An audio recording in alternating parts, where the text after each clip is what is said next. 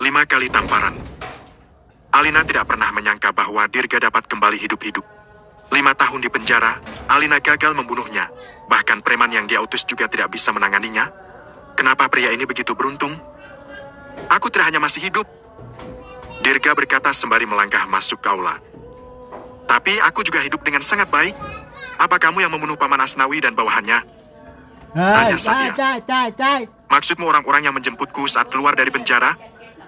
Dirga menjawab dengan tenang. Tenang saja, mereka sudah pergi dengan damai. Mereka mati hanya dengan satu sayatan pisau di tenggorokan, bahkan mereka tidak sempat merasakan sakitnya.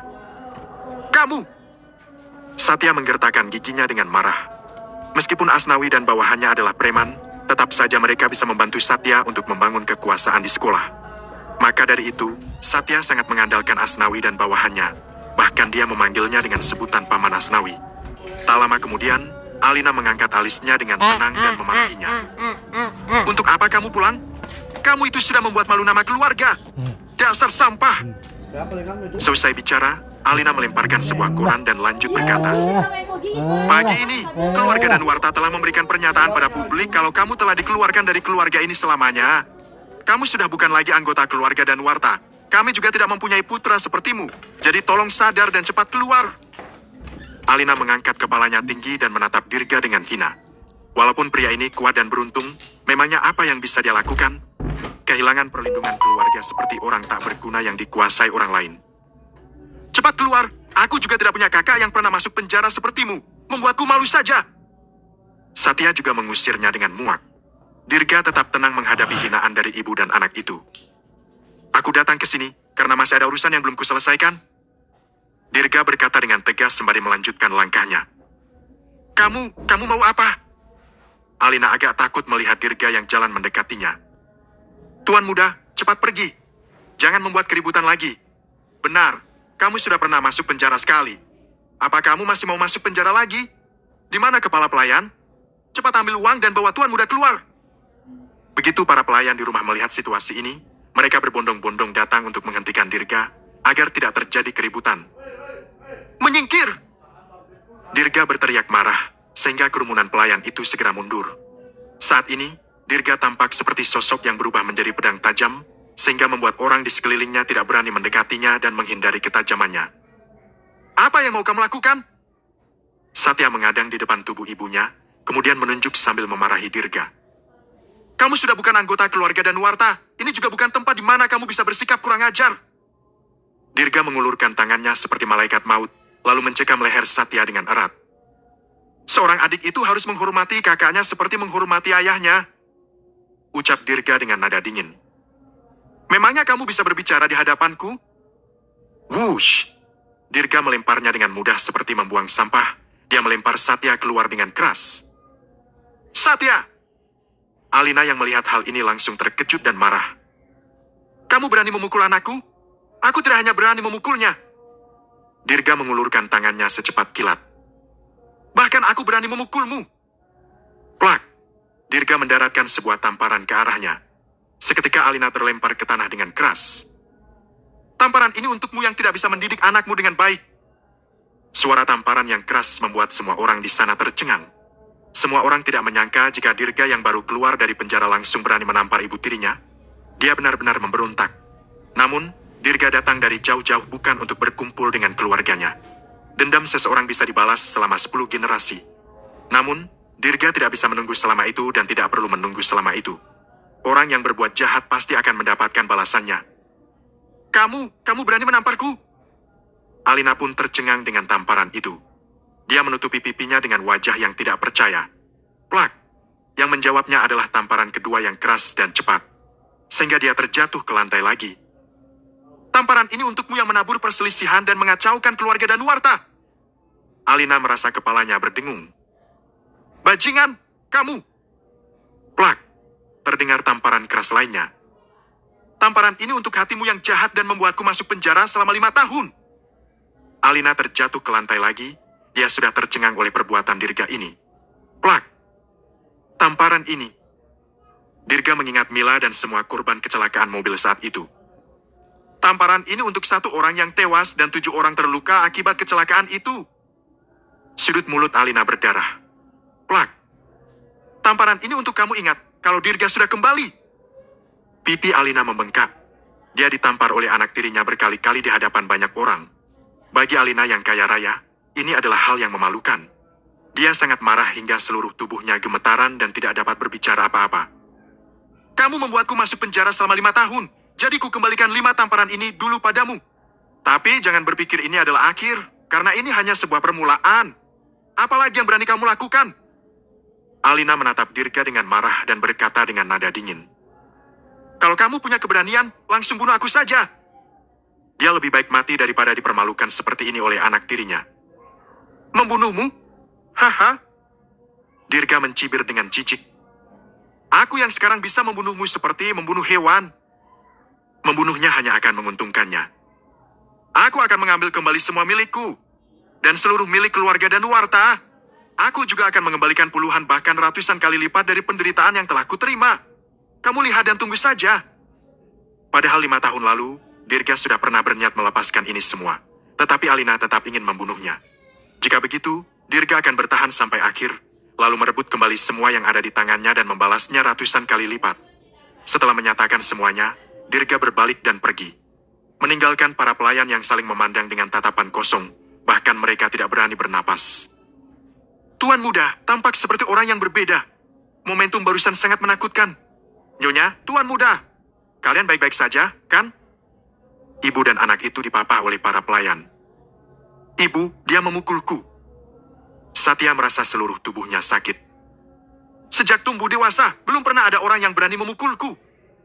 Alina juga memegangi pipinya yang terasa panas. Dia pun terkejut dan marah. Keluar! Pergi kalian dari sini. Kalau ada yang berani menyebarkan sesuatu yang terjadi di sini hari ini, aku akan memotong lidah kalian. Alina mengamuk dan mengusir para pelayan itu keluar. Setelah itu, Alina mengeluarkan ponselnya dan menelepon sebuah nomor.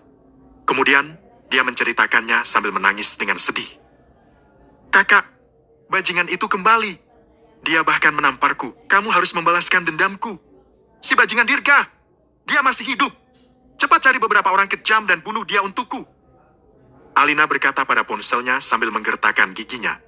Pada saat ini, di ujung telepon, seorang pria parubaya sedang berbaring di tempat tidur mewah dan luas, serta dikelilingi oleh 2 wanita muda yang cantik di kedua sisinya. Orang ini adalah kakak pertama Alina, Parmin Sundara. Keluarga Sundara menduduki peringkat ke-10 keluarga terkemuka di kota Segara. Sebagai salah satu pewaris keluarga, Parmin adalah yang paling licik dan cerdik.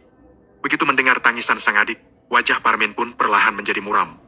Sehingga kedua wanita cantik yang memahami situasinya pun ketakutan dan mundur. Bajingan itu ternyata masih belum mati. Dia benar-benar beruntung sekali. Alina, jangan menangis. Aku akan membantumu. Aku akan segera mengutus orang untuk menangkap bocah itu, kemudian memotongnya hidup-hidup. Bapenam, kamu tidak layak. Malam hari, angin sejuk berembus dan cahaya bulan menyenangkan. Setelah meninggalkan kediaman keluarga dan warta, semua kemarahan yang Dirga pendam selama bertahun-tahun akhirnya bisa dia lampiaskan. Dia pun merasa jauh lebih baik. Hanya saja, kepulangannya kali ini tidak bertemu dengan ayahnya. Namun, dia tidak menyangka ayahnya malah makin menjauh dan dingin terhadap putranya ini begitu menikah dengan wanita murahan itu. Bahkan dia membiarkan wanita itu memanipulasi dan memasukkan putranya ini ke dalam penjara. Dirga tidak percaya bahwa ayahnya bisa tidak mengetahui keseluruhan ceritanya. Tidak masalah untuk tidak bertemu dengan ayah tak berperasaan seperti ini. Namun, dirinya sekarang tidak mempunyai uang, kekuasaan, dan kekuatan. Seorang diri menghadapi keluarga dan warta sama saja dengan orang lemah yang berkhayal mengguncang hal-hal yang di luar batasnya. Akan tetapi, dia akan segera mempunyai semua ini. Kalau begitu pergi bertemu dengan orang-orang guru ketiga saja. Guru ketiga Dirga pernah menjadi orang terkaya di dunia. Meskipun kedudukan sosial keluarganya telah jatuh, tetap saja dia masih memiliki aset tak berwujud yang dapat membantunya menyelesaikan hal ini. Saat ini, tiba-tiba ponselnya bergetar. Kanaya meneleponnya. Tuan Dirga, apa kamu ada waktu luang malam ini? Aku ingin mentraktirmu makan, sekalian aku ingin memberimu sisa uang 2 miliar sebagai hadiah terima kasih aku untukmu. Oke. Dirga melihat hari sudah malam dan juga merasa agak lapar, jadi dia menyetujuinya. Tiba di restoran bintang 7 yang sudah disepakati. Dirga berjalan masuk ke aula lantai 1. Dekorasi interiornya mewah dan penuh warna. Dirga melihat kerumunan di sekelilingnya yang sedang makan, tetapi dia tidak melihat Kanaya. Dia malah melihat sosok lain yang tak asing. Postur tubuhnya anggun, rambutnya hitam, wajahnya sangat cantik, dan kulitnya sangat putih. Dia duduk di sana sendirian, seolah-olah dia memiliki wajah yang cantik, anggun, dan menawan. Santi! Dirga berinisiatif menghampiri dan menyapanya dengan tersenyum. Mendengar seseorang memanggil namanya, Santi mendongak dengan santai. Namun, begitu melihat Dirga, dia pun langsung terkejut. Dirga! Santi berdiri dengan penuh semangat, mengamatinya dari atas sampai bawah untuk memastikan bahwa dia tidak salah mengenali orang, kemudian dia baru bertanya. Kamu sudah keluar? Ya. Dirga mengangguk dan berkata, aku baru saja keluar hari ini. Bagus sekali. Santi pun merasa bahagia untuk Dirga. Mereka berdua adalah teman sekelas saat SMA, bahkan pernah menjadi teman sebangku selama 1 semester. Setelah lulus, Dirga masuk penjara dan Santi juga merupakan satu-satunya orang yang mengunjunginya di penjara. Perbuatan baik ini akan selalu Dirga ingat. Karena bagi Dirga yang saat itu sedang menderita dan putus asa, perbuatannya itu seperti seberkas cahaya yang memberinya keberanian untuk bertahan. Saat itu, Dirga bersumpah di dalam hati bahwa jika suatu saat nanti dia bisa keluar dari penjara hidup-hidup, dia pasti akan membalas kebaikan ini. Hanya saja, dia tidak menyangka jika bisa bertemu dengannya di hari pertama keluar dari penjara. Santi menyambut Dirga dan menyuruhnya untuk duduk, keduanya mengobrol dengan bahagia. Kamu makan sendirian di sini?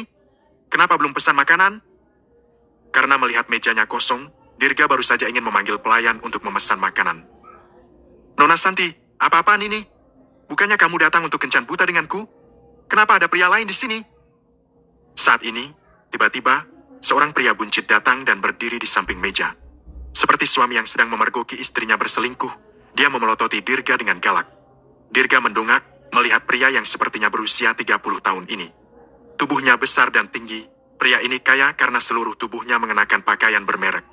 Namun, di usia muda, dia agak botak, langkah kakinya lemah, dan matanya gelap. Jelas, kondisi kesehatannya tidak begitu baik. Santi ingin berkencan dengan pria ini. Dirga mengerutkan keningnya, jelas sekali orang yang ada di depannya ini tidak cocok dengan Santi. Maaf, Tuan Abram. Santi berdiri canggung dan buru-buru menjelaskan. Dia adalah teman sekelasku. Aku tidak peduli siapa dia. Tuan Abram menunjuk Dirga sambil berkata dengan nada memerintah. Keluar dari sini sekarang juga. Santi adalah wanitaku, jadi sebaiknya kamu jangan berkhayal terlalu jauh. Cepat keluar. Kesan pertama Dirga pada orang ini tidak bagus, apalagi mendengar kata-kata kasarnya yang tidak menghormati dirinya dan Santi. Jika bukan karena ada Santi, Dirga sudah pasti mendaratkan tamparannya. Santi, kita sudah bertahun-tahun tidak bertemu. Jadi hari ini aku yang traktir dan kamu tidak perlu berkencan buta. Lagi pula, orang seperti ini tidak layak untukmu. Selesai kata-kata ini dilontarkan, Tuan Abram yang di sampingnya langsung marah besar. Aku tidak layak? Apa anak miskin sepertimu layak? Tuan Abram memandangi Dirga, dia melihat bahwa seluruh tubuh Dirga mengenakan barang murah. Dia sudah pasti orang miskin, karena barang yang dia kenakan di seluruh tubuhnya totalnya tidak sampai 100.000. Lantas, bagaimana bisa dibandingkan dengan dirinya yang mengenakan pakaian bermerek? Apa kamu ingin terlihat hebat, makanya kamu mentraktir makan? Kamu saja belum melihat menunya. Memangnya kamu mampu membayar makanan ini? Santi juga tahu jika ini adalah restoran kelas atas dan harga paling murahnya juga jutaan. Dia takut jika Dirga tidak mempunyai uang karena baru keluar dari penjara. Makanya dia berkata, aku yang akan mentraktir makanan ini. Kamu yang traktir? Tuan Abram menjadi makin kesal melihat Santi yang berinisiatif untuk membelah pria miskin ini untuk melawan dirinya. Pelayan! Tuan Abram langsung memanggil pelayan dan menegurnya. Bagaimana cara kalian bekerja? Kenapa orang seperti ini bisa masuk? Apa orang bau ini pantas makan di tempat yang sama dengan kami? Biaya keanggotaan kami dibayar percuma dong. Pelayan yang dimarahi itu juga hanya bisa terus meminta maaf. Karena Tuan Abram adalah anggota kelas atas di restoran ini. Dia menghabiskan ratusan juta setiap tahunnya, jadi tidak boleh membuatnya tersinggung. Kemudian, pelayan itu melihat Dirga yang duduk menggunakan baju biasa. Dia pun tidak bisa memilih seseorang berdasarkan baju yang dipakai. Kemudian dia bersiap untuk membujuknya pergi.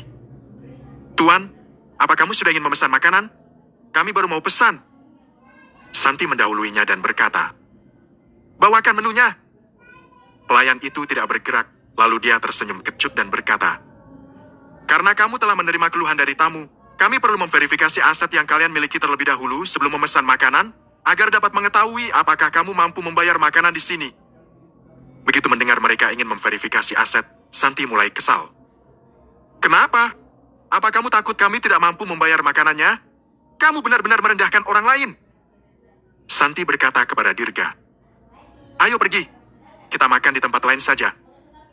Dirga menggelengkan kepalanya dengan tenang dan mengisyaratkan Santi untuk tetap tenang.